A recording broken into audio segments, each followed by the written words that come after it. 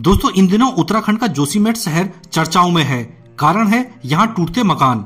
जोशीमठ में इस वक्त 700 से ज्यादा घरों में दरारें आ चुकी हैं। लोग घर छोड़ने को मजबूर हैं और जो यहाँ पर रह रहे हैं वो भी डर के साए में जी रहे हैं। तो ऐसा क्या हुआ अचानक जोशीमठ में जो एक के बाद एक कई घरों में एक साथ दरारें आ गई हैं? या फिर ये सब पहले से हो रहा था लेकिन सरकार ने इसे सीरियस नहीं लिया? जोशीमठ में आई इस तबाही के लिए आखिर कौन जिम्मेदार है, सरकार, यहाँ के लोग या फिर प्रकृति? तो चलिए दोस्तों एक एक करके बताते हैं आपको उन 5 कारणों के बारे में जो जोशीमठ में मुख्य रूप से तबाही के लिए जिम्मेदार हैं। और हाँ, आप अपनी राय भी हमें नीचे कमेंट बॉक्स में जरूर बताना कि आपको इन 5 कारणों में से कौन सा कारण मुख्य कारण लगता है। तो दोस्तों अगर बात की जाए सबसे पहले कारण की, तो वो है जोशीमठ शहर का ग्लेशियर के मलबे के ऊपर बसा होना। दोस्तों इस वक्त जोशीमठ की पहाड़ी नीचे की ओर धंस रही है, जिस कारण मकानों में दरारें पड़ रही हैं। लेकिन ये पहली बार नहीं हुआ है। ऐसी घटना जोशीमठ में 1970 में भी हुई थी, जब उत्तराखंड उत्तर प्रदेश का ही हिस्सा हुआ करता था।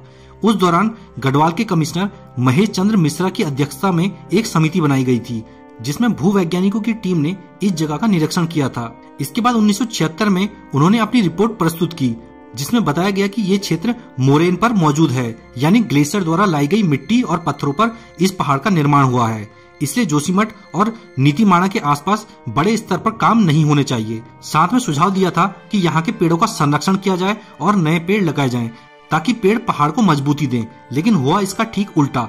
जोशीमठ के आसपास कई बड़े प्रोजेक्ट चल रहे हैं। इसके अलावा इसके आसपास पर्यटक स्थलों के लिए कई रोडें काटी गई और कई होटल भी खोले गए। और जो बड़े बड़े प्रोजेक्ट यहाँ पे बन रहे हैं उनके लिए कई सारी टनल भी पहाड़ियों को खोदकर बनाई जा रही हैं, जिनके लिए विस्फोटकों का प्रयोग भी किया जा रहा है। इन सब कारणों से ये पहाड़ अब धंसने लगा है। इसके अलावा दोस्तों जो दूसरा कारण है जोशीमठ के डूबने का, वो है यहाँ पे लोगों की अत्यधिक बसावट। दोस्तों Wadia institute of Himalayan zoology के निदेशक इस घटना के लिए यहाँ अत्यधिक मानव गतिविधियों को भी जोशीमठ तबाही का कारण मानते हैं। दोस्तों पिछले 20-25 सालों में यहाँ मानव आबादी बहुत ज्यादा बढ़ गई है। यहाँ कुछ सालों के अंदर कई बड़े होटल और रेस्टोरेंट खुले हैं, क्योंकि यहाँ पर बद्रीनाथ और औली जाने वाले पर्यटक भी रुकते हैं, जिस कारण हर साल लाखों लोग यहाँ पर आते हैं। और 50 साल पहले जहाँ जोशीमठ में केवल 50 से 100 घर हुआ करते थे, वहीं आज जोशीमठ की आबादी 20,000 से ज्यादा हो चुकी है। इससे लोगों का ज्यादा से ज्यादा जोशीमठ में बसना भी भूधसाव का एक कारण है। इसमें गलती लोगों की नहीं बल्कि सरकारों की है, जो ये जानते हुए कि ये पहाड़ नाजुक स्थिति में है, फिर भी यहाँ पर इतने ज्यादा लोगों को बसने दिया। इसके बाद जो अगला मुख्य कारण है वो है ड्रेन सिस्टम का अच्छा ना होना। दोस्तों कई पर्यावरणविद मानते हैं कि जोशीमठ में कोई ढंग का पानी का निकासी व्यवस्था नहीं है और लोग बिना प्लानिंग के ही यहाँ पर कंस्ट्रक्शन किए जा रहे हैं। जोशीमठ के अंदर पानी और सीवर की निकासी का कोई प्रॉपर बंदोबस्त नहीं है, जबकि यहाँ की आबादी 20,000 के लगभग है और साल भर में लाखों पर्यटक भी यहाँ पर आते हैं। और बरसात में यहाँ पर अत्यधिक पानी होने पर भी ये सब पानी जमीन के नीचे ही जाता है और पहाड़ों को कमजोर करता है। इसलिए अच्छा ड्रेनेज सिस्टम न होना भी यहाँ पर भूधसाव का एक मुख्य कारण है। दोस्तों इसके बाद जोशीमठ के डूबने का जो चौथा सबसे बड़ा कारण है वो है पर्यटन के लिए यहाँ रोडों को हद से ज्यादा चौड़ा किया जाना। दोस्तों जोशीमठ बद्रीनाथ जाने का मुख्य मार्ग है।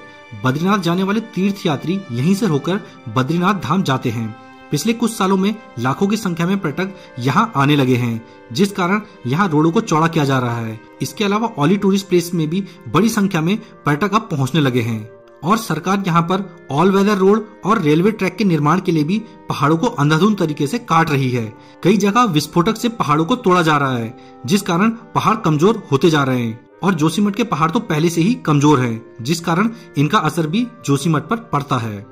इसके बाद दोस्तों अगला कारण है एनटीपीसी की टनल। दोस्तों स्थानीय लोग जोशीमठ की तबाही के लिए सबसे बड़ी वजह एनटीपीसी कंपनी द्वारा बनाई जा रही 12 किलोमीटर लंबी टनल को मानते हैं। दोस्तों एनटीपीसी कंपनी जोशीमठ के पास विष्णुगाड़ जल विद्युत परियोजना का कार्य कर रही है। इस योजना के तहत 12 किलोमीटर लंबी सुरंग बनाई जा रही है। हालांकि ये सुरंग जोशीमठ के नीचे से नहीं जाती, बल्कि जोशीमठ से 1 किलोमीटर दूर है। लेकिन स्थानीय लोग मानते हैं कि इस सुरंग के बनने के लिए विस्फोटक का प्रयोग किया जाता है, जिससे आसपास की पहाड़ियां कमजोर हुई हैं। जबकि कंपनी का कहना है कि बड़ी बड़ी ड्रिल मशीन द्वारा यहाँ पे सुरंग बनाई जा रही हैं और केवल कुछ ही जगहों पर छोटे विस्फोट किए जाते हैं, वो भी एक्सपर्ट टीम की निगरानी में किए जाते हैं। इससे जोशीमठ पे कोई फर्क नहीं पड़ता, जबकि स्थानीय लोग सबसे बड़ी वजह एनटीपीसी की इस टनल को ही मानते हैं। बाकी दोस्तों भूवैज्ञानिकों की टीम अब जोशीमठ पहुंच चुकी है, जो गहनता से जोशीमठ की पहाड़ियों की जांच कर रही है। दोस्तों कुल मिलाकर यहाँ पर उत्तराखंड सरकार और केंद्रीय सरकार दोनों की ही लापरवाही है जो इतनी बड़ी परियोजनाएं यहाँ पर चल रही हैं। तो दोस्तों यह है वो मुख्य 5 कारण जो एक्सपर्ट द्वारा बताए जा रहे हैं। बाकी आपको क्या लगता है जोशीमठ के डूबने के लिए सबसे मुख्य कारण इनमें से कौन सा है, कमेंट करके हमें जरूर बताना। दोस्तों वीडियो इन्फॉर्मेटिव लगा हो तो वीडियो को लाइक और हमारे चैनल को सब्सक्राइब करना बिल्कुल ना भूलें। वीडियो में लास्ट तक बने रहने के लिए धन्यवाद। जय हिंद।